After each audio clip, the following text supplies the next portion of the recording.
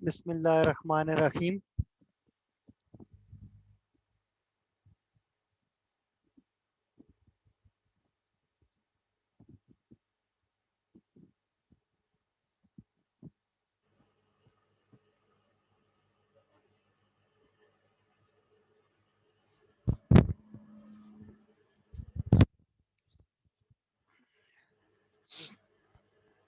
Okay, अभी पहले सब स्टूडेंट्स ज्वाइन कर लें तो फिर इंशाल्लाह हम लोग अपना लेसन स्टार्ट करते हैं।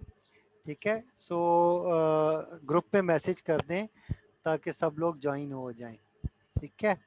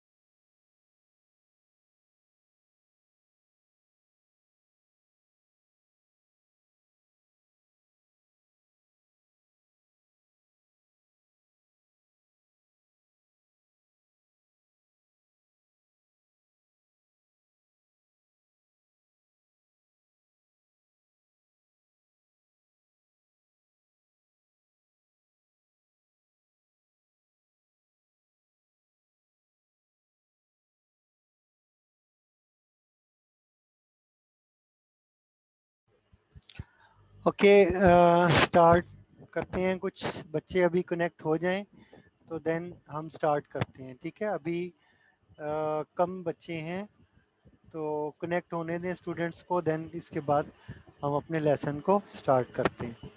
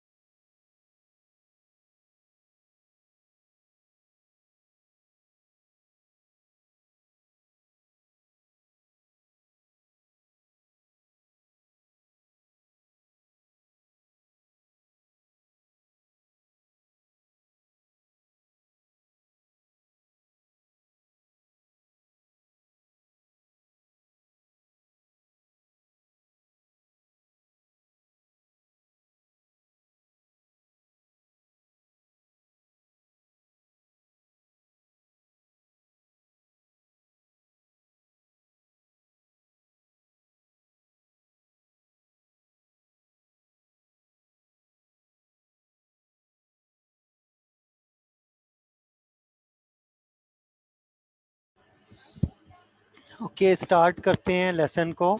ठीक है, लास्ट टाइम हम लोगों ने ट्रांसपोर्ट लेयर के बारे में हम लोग पढ़ रहे थे और उसके अंदर हमने रिलायबल डेटा डिलीवरी को के बारे में पढ़ा था। पहले हमने यूडीपी प्रोटोकॉल के बारे में पढ़ा था और हमने देखा था कि वो अनरिलायबल डेटा की डिलीवरी करता है। देन फिर हम लोगों ने टीसीपी को पढ़ा कि ये रिलायबल डेटा डिलीवरी किस तरह से परफॉर्म करता है। We have also studied how acknowledgement and negative acknowledgements are used in this regard. तो ये भी चीज़ें हमने डिस्कस कर चुके हैं। We have introduced different reliable data delivery protocols। ठीक है, जैसा कि स्टॉप एंड वेट को हमने पढ़ा था, और पाइपलाइनिंग के प्रोटोकॉल्स हमने पढ़े थे, गो बैक एन के बारे में हमने पढ़ा, सिलेक्टिव रिपीट, ठीक है। सो ये सारा हमने पढ़ा है। स्टॉप एंड वेट के बारे में हमने ये पढ़ा था कि स्टॉप एंड वेट क्या है, उसके अंदर सीक्वेंस नंबर के लिए आपके पास एक बिट है, ठीक है।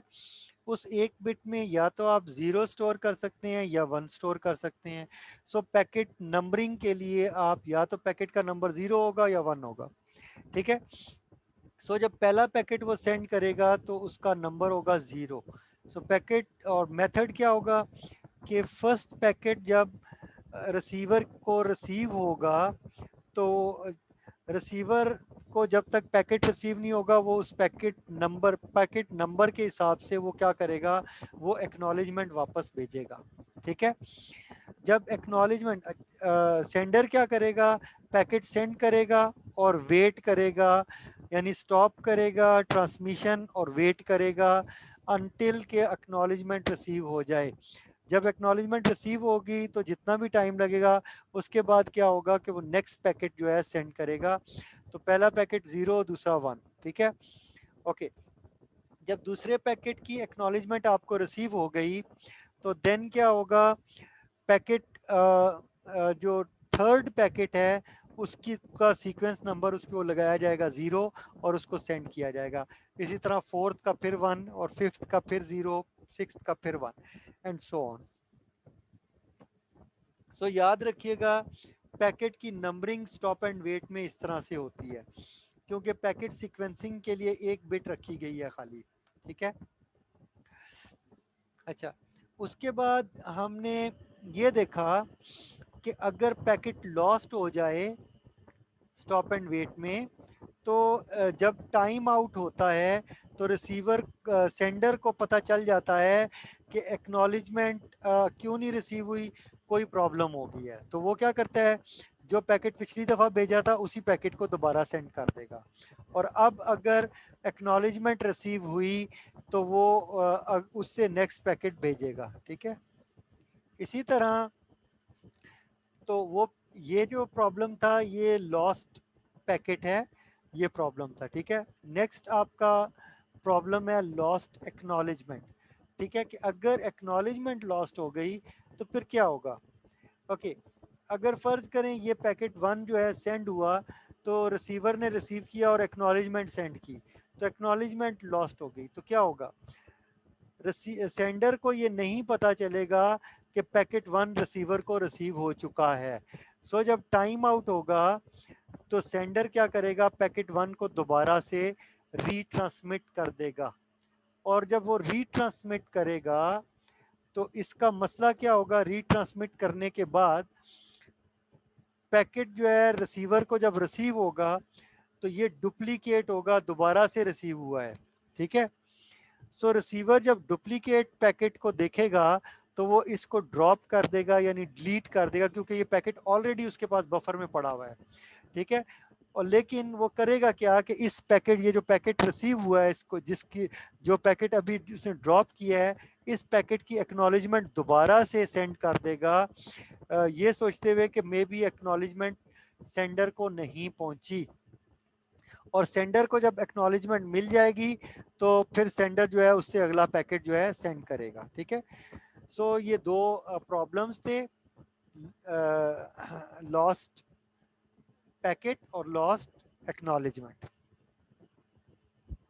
इसके बाद एक सिचुएशन ये हो सकती है कि जो एक्नॉलेजमेंट है वो डिले हो गई, ठीक है। मसलन आप देखें कि ये जो पैकेट 1 है ये जब ट्रांसमिट हुआ तो ये सेंडर को रिसीवर को रिसीव हो चुका है, तो उसने रिसीवर ने एक्नॉलेजमेंट भेजने में थोड़ा डिले कर दिया, इतना डिले किया कि जो सेंडर है उसका टाइम आउट हो गया। तो सेंडर ने क्या किया, पैकेट 1 जो है दोबारा भेज दिया, ठीक है। और लेकिन उसके थोड़ी देर के बाद जो है ना एक्नॉलेजमेंट 1 रिसीव होगी, ठीक है।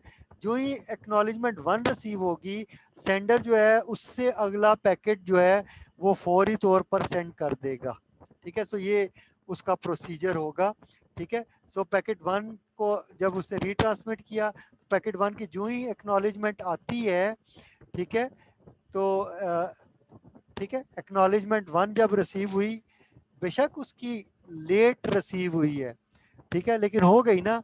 जब ये एक्नॉलेजमेंट यहाँ रिसीव हुई तो उसके फौरन बाद वो पैकेट, नेक्स्ट पैकेट भेज दिया उसने, ठीक है, ये वाला था। ओके, आगे चलते हैं। सो ये क्या था, ये था कि प्री मैच्योर टाइम आउट, यानी अगर टाइम आउट जल्दी हो गया और एक्नॉलेजमेंट ना पहुंची तब क्या होगा, ठीक है। इसके बाद हम लोगों ने पाइपलाइनिंग के प्रोटोकॉल्स पढ़े थे, या स्लाइडिंग विंडो फ्लो कंट्रोल के प्रोटोकॉल्स हमने पढ़े थे, ठीक है। इसके अंदर हमने देखा कि दो तरह के प्रोटोकॉल्स हैं, एक गो बैक एन है और एक सिलेक्टिव रिपीट है। सो पाइपलाइनिंग को अगर हम पढ़ें तो ये लिखा हुआ है कि the stop and wait allows transmission of one packet at a time, so it limits the sender transmission rate and becomes the performance bottleneck. So ये slow है, ठीक है, यही हमने बताया था इसका problem. The solution to this particular performance problem is simple.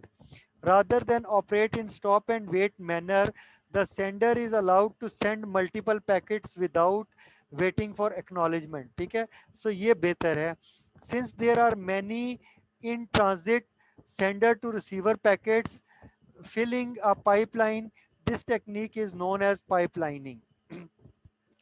Pipelining has the following consequences of reliable data transfer protocol, ठीक है। नंबर 1 ये क्या है कि the range of sequence number must be increased, के वन सीक्वेंस नंबर जो है काफ़ी नहीं है, must have a unique sequence number हर पैकेट की, and there may be multiple in transit unacknowledge packets, और कई पैकेट्स ऐसे होंगे जो कि सेंड हुए हुए हैं और उनकी एक्नॉलेजमेंट अभी तक रिसीव नहीं हुई है, ठीक है। सो इस तरह की सिचुएशन होगी। The sender and receiver side of the protocol may have the buffer more than one packet, ठीक है। तो दोनों तरफ सेंडर और रिसीवर एंड पे जो बफर्स होंगे वो एक से ज़्यादा पैकेट को होल्ड करने की सलाहियत रखते हों। Minimally the sender will have to buffer packets that have been transmitted but not yet acknowledged, ठीक है। सो सेंडर ने जिनकी एक्नॉलेजमेंट वापस नहीं आई उनको बफर में रखना है। Buffering of correctly received packets may also be needed at the receiver end, ठीक है। तो जो करेक्टली रिसीव्ड पैकेट हो गए हैं उनको बफर करना है रिसीवर ने, और उनको ऊपर वाली लेयर में ट्रांसफ़र करना है, और जिनकी एक्नॉलेजमेंट नहीं सेंड हुई उनकी एक्नॉलेजमेंट, यानी जो पैकेट रिसीव होगा उसकी एक्नॉलेजमेंट सेंड करना उसकी जिम्मेदारी है। दो तरह की अप्रोचेज हैं, एक गो बैक एन है, एक सिलेक्टिव रिपीट है या सिलेक्टिव रिजेक्ट है, ठीक है। गो बैक एन के बारे में हमने पढ़ा था, हमने ये कहा था कि in go back n protocol the sender is allowed to transmit multiple packets when available without waiting for an acknowledgement, but is constrained to have no more than some maximum allowed number n, ठीक है। N से ज़्यादा packets एक वक्त में send नहीं हो सकते of unacknowledge packets in the pipeline, ठीक है, ये डिज़ाइन है, उसका हिस्सा है। So after sending n packets sender waits for acknowledgement, the value of n is known as window size, ठीक है। सो ये मैं आपको पहले भी बता चुका हूँ, तो यही चीज़ दोबारा आपको बताई है। Suppose window size n is equal to 4, it mean sender will send 4 packets, एक वक्त में वो 4 पैकेट भेजेगा और फिर वेट करेगा एक्नॉलेजमेंट का। जब एक्नॉलेजमेंट आएगी तो वो मजीद पैकेट भेजना शुरू कर देगा। Similarly suppose another case when n is equal to 3, तो 3 पैकेट सेंड हुए तो वेट फॉर एक्नॉलेजमेंट, उसके बाद 3 पैकेट सेंड करने के बाद वेट करेगा एक्नॉलेजमेंट का। We notice multiple packet transmissions are now allowed and sequence number now more than 1 bit, ठीक है। So ये चीज हो गई, for n is equal to 4 we need a 2-bit sequence number packet 00011011। Indeed, if the we increase the window size, we will need more bits in sequence number.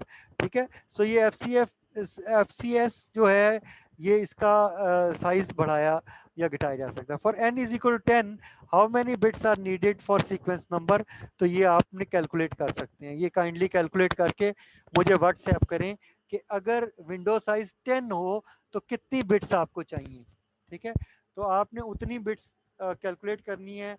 2 raised to power n के अंदर n की value निकालनी है जो कि equivalent to 10 आ जाए या 10 से ग्रेटर आ जाए, 10 से लेस नहीं होनी चाहिए. सो ये टास्क है आपके लिए, इसको परफॉर्म कीजिए. ओके, स्लाइडिंग विंडो हमने देखा. Now we understand what we mean by the window size, number of packets which can be transmitted unacknowledged. Suppose n is equal to 4, the size of window can visualize as shown below. ठीक है, ये 4 packet आप देख रहे हैं कि इसके अंदर हैं, बाकी पैकेट बाहर हैं. जब ये 4 पैकेट सेंड कर चुकेगा तो ये विंडो स्लाइड करके आगे मूव करती जाएगी राइट साइड पे. ठीक है, sender waits for acknowledgement after sending 4 packets, although there are more packets available for transmission but they are outside the range of window and therefore not transmitted at the moment. ठीक है, so window के sliding window का आपको complete concept होना चाहिए. Now suppose the acknowledgement is received for the first transmitted packet, the window will move forward, slide, and next packet which is available and waiting for the transmission will be sent. ठीक है, सो आपको scenario Saint और receive का बताया जा सकता है जिसके ऊपर आपको क्वेश्चन दिया जाए. तो अगर एक पैकेट रिसीव हो गया तो विंडो आगे मूव हो जाएगी. ठीक है, in this way window will continue to slide whenever an acknowledgement will be received. Due to this behavior, GBN is known as sliding window protocol.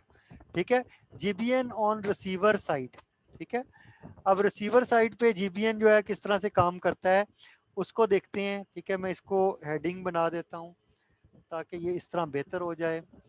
On the receiver side, on the receiver side, packets are only accepted when they are received in order. When a packet is received out of order, it is discarded. ठीक है, example, suppose sender sends packet 0123, packet 01 received in order correctly by the receiver, packet 2 is dropped in the network.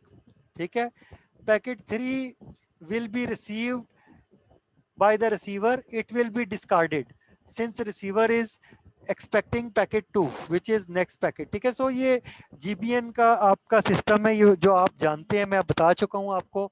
सो आपका go back N, तो अगर packet 2 receive नहीं हुआ तो आगे जितने भी पैकेट वो सेंड कर चुका है वो वापस इस सीक्वेंस नंबर पे वापस आएगा. ठीक है, go back there and retransmit all the packets again. ठीक है, ये करेगा. अच्छा, you can notice packet 2 is lost in the network and therefore packet 3 is discarded by the receiver. ठीक है, सो ये GBN का आपने पढ़ लिया. अब नेक्स्ट जो है हम पढ़ते हैं सिलेक्टिव रिपीट का सिनेरियो पढ़ते हैं. ठीक है, हम देखते हैं कि सिलेक्टिव रिपीट क्या चीज है. हम पढ़ चुके हैं, ऑल्दो मैंने ये करवा दिया आपको, सारा वर्क हमने कर लिया हुआ है, सीख लिया हुआ है, समझ लिया हुआ है. बट अब हम क्या करेंगे, अब हम मजीद इसको सिलेक्टिव रिपीट को डिटेल के अंदर पढ़ेंगे जैसा कि मैंने बाकी सारे प्रोटोकॉल आपको पढ़ाए हैं. ठीक है, सो सिलेक्टिव रिपीट को हम देखते हैं कि ये कैसे वर्क करता है. ओके,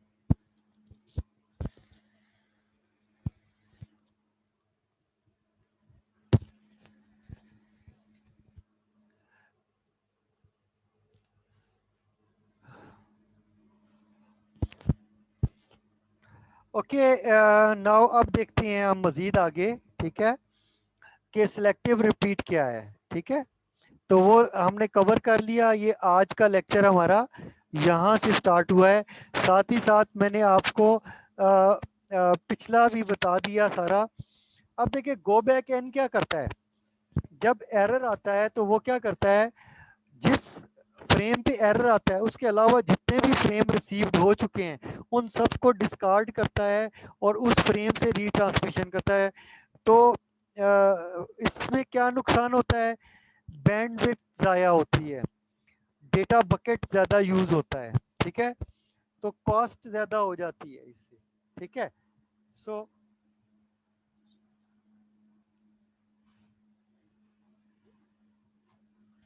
फोन बज रहा है मामा का।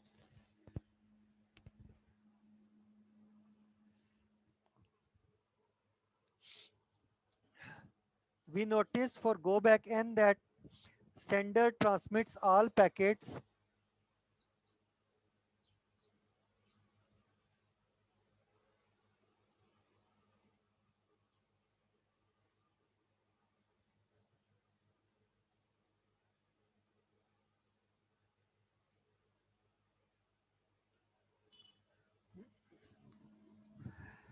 ओके।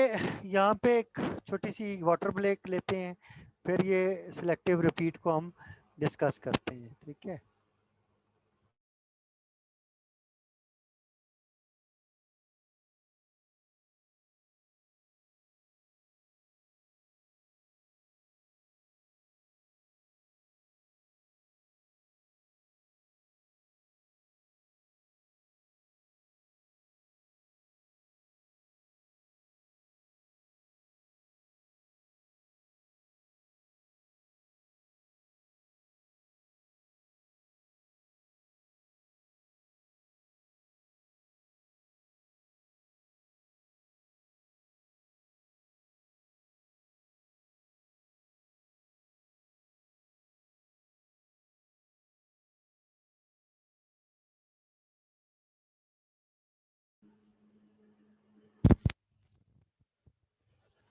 ओके स्टूडेंट्स,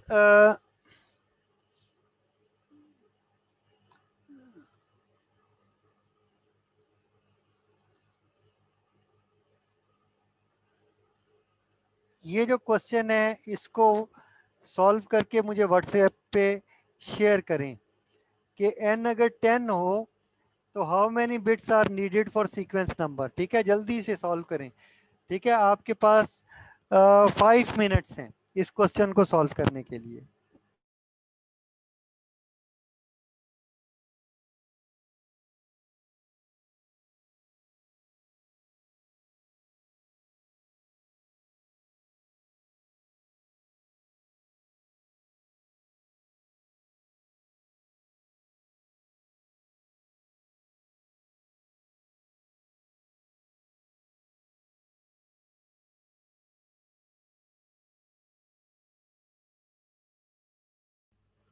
जी बेटे। सर ये एन विंडो का नंबर है, साइज है। हाँ हाँ हाँ, एन जो है विंडो, अगर विंडो साइज 10 हो तो कितने बिट्स चाहिए आपको सीक्वेंस नंबर के लिए, ये पूछा हुआ है, ठीक है। क्लियर है, यस। चलें। Yes sir.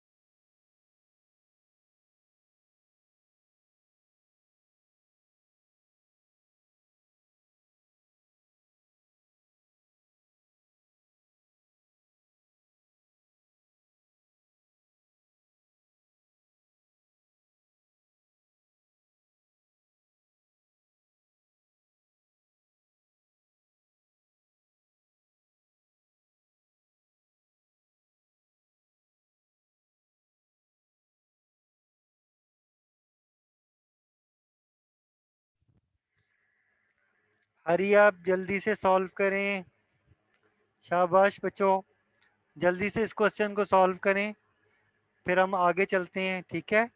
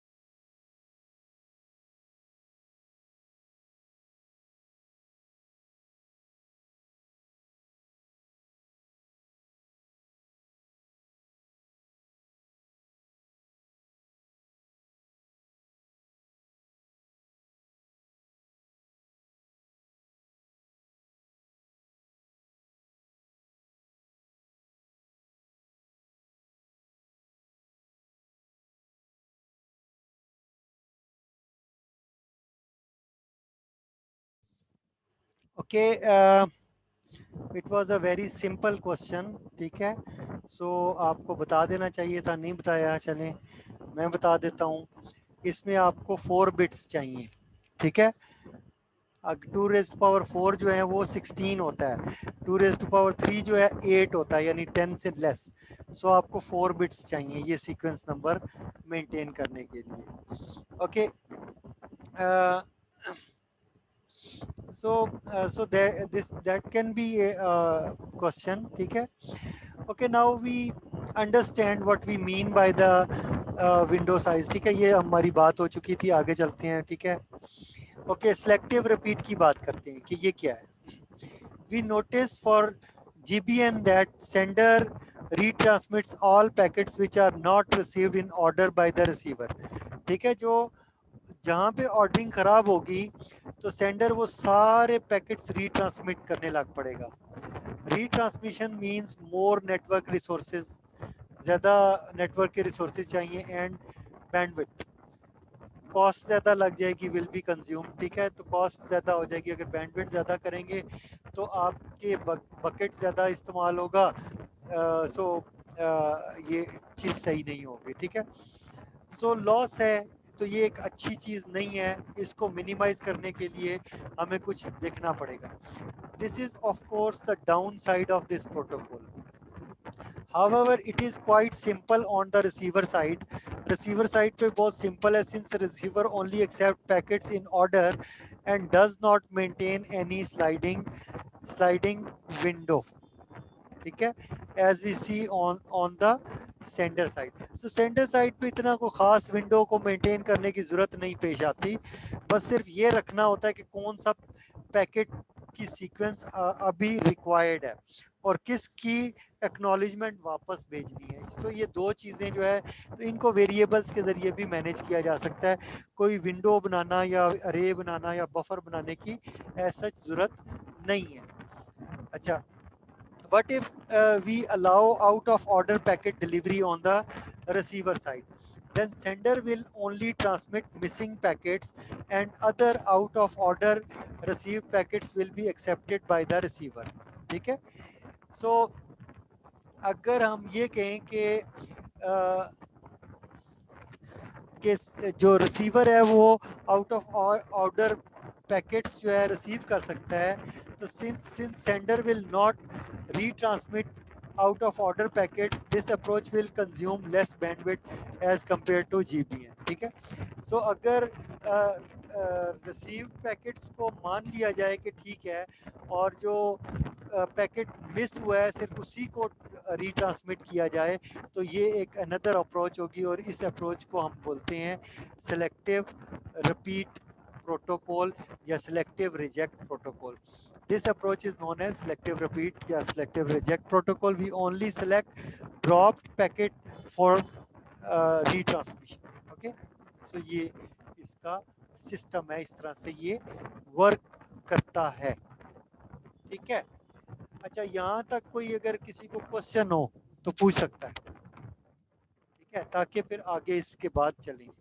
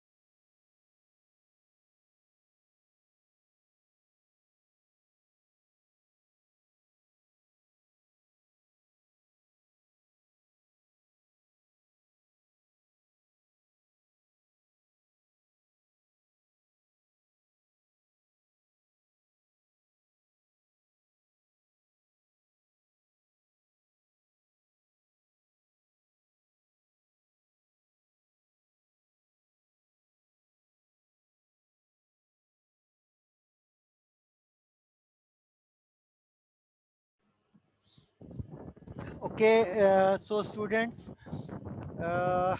ये एक क्वेश्चन मैंने आप लोगों को दिया था, इसका आंसर कोई नहीं मुझे रिसीव हुआ. ठीक है, किसी ने अटेम्प्ट किया है इसको? एनीवन, कोई बच्चा जिसने ये क्वेश्चन अटेम्प्ट किया हो या कोशिश की हो या अभी कर रहा है और नहीं हुआ अभी तक?